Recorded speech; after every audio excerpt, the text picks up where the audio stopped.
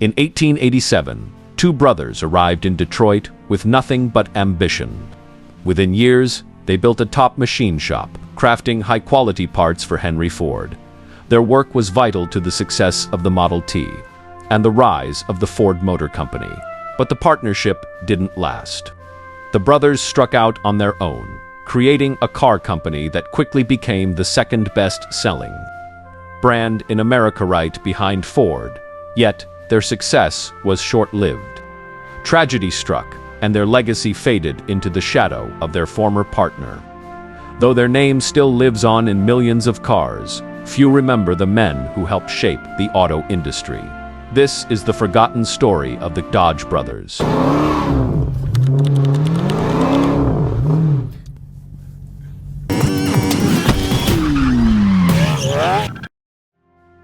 In the 1860s, John and Horace Dodge were born in the small town of Niles, Michigan, where their father ran a machine shop. Growing up, the brothers faced extreme poverty, often going barefoot in the cold and wearing ragged clothes. But instead of complaining, they focused on supporting their family, developing a relentless work ethic from an early age. After their family business collapsed, they moved to Battle Creek and later Port Huron, where they worked alongside their father at the Upton Manufacturing Company. There, they mastered the skills of a machinist and developed a passion for working with iron and steel. But John wanted more. At 21, with just 50 cents to his name, he left for Detroit, determined to find a better future.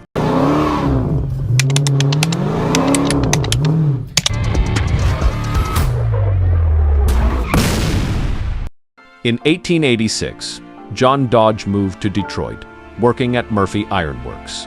A year later, Horace joined him. The harsh conditions led John to develop tuberculosis, forcing him to take months off, during which he became dependent on alcohol. To support them both, Horace took a second job, where he met Henry Leland, the future founder of Cadillac and Lincoln. Seeking safer work, they moved to Canada, refining their machining skills at Dominion Typograph. There, Horace invented a groundbreaking bicycle ball bearing, leading them to co-found Evans and Dodge Bicycle Company in 1897. Despite early success, industry competition forced them to move on. In 1900, they returned to Detroit, sold their shares for $7,500, and founded Dodge Brothers, knowingly setting the stage for a revolution in the auto industry.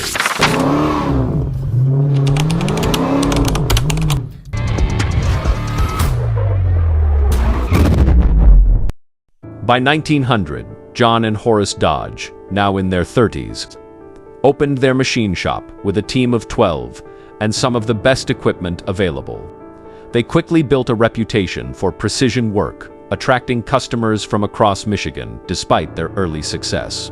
Struggled with small companies that often delayed payments. That changed when ransom Eli Olds hired them to produce engines and transmissions for his curved dash Oldsmobile, the first mass-produced American car. Their high-quality parts helped Oldsmobile become a commercial success, with production reaching 2,500 units by 1902.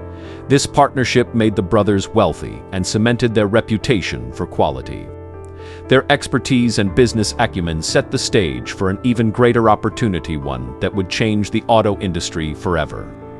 That opportunity came from a man named Henry Ford.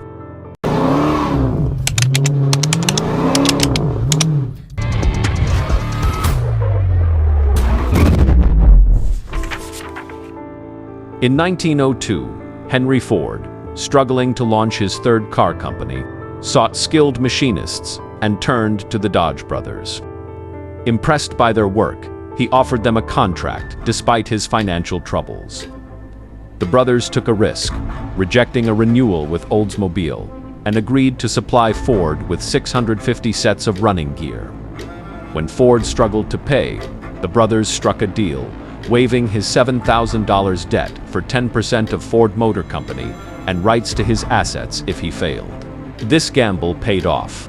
Between 1903 and 1914, they built key parts for every Ford model, including the Model T, helping Ford dominate the industry. By 1914, 9 out of 10 cars on the road were Fords, and the Dodge brothers became the world's largest auto parts supplier. Despite their wealth, Detroit's elite rejected them due to their rough, working-class habits. In response, they financed the Detroit Symphony and built a mansion next to an exclusive country club that denied Horace membership, just to annoy the guests. Now millionaires, John and Horace had conquered the industry. But their greatest achievement was yet to come, launching their own car company.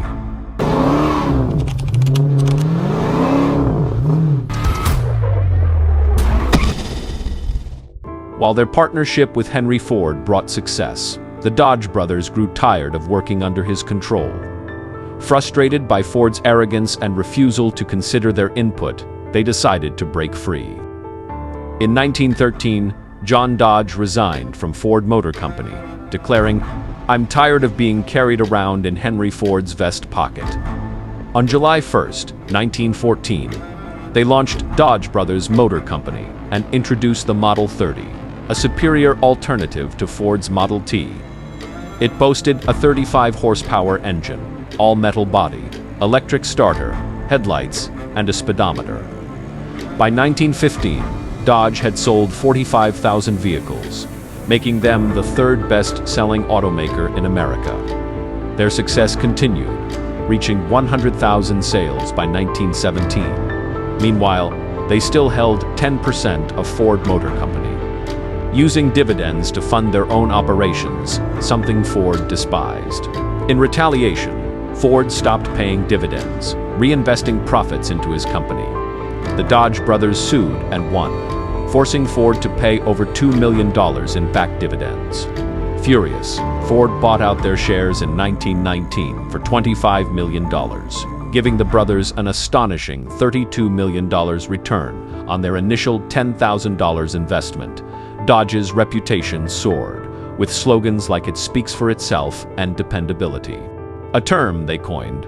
Their rugged vehicles even became the first U.S. military cars used in the 1916 chase of Pancho Villa. Later, they supplied military trucks and artillery recoil mechanisms for World War I, solidifying their brand's toughness by 1920. Dodge had become America's second best-selling car company, only behind Ford. But just as their success peaked, tragedy struck.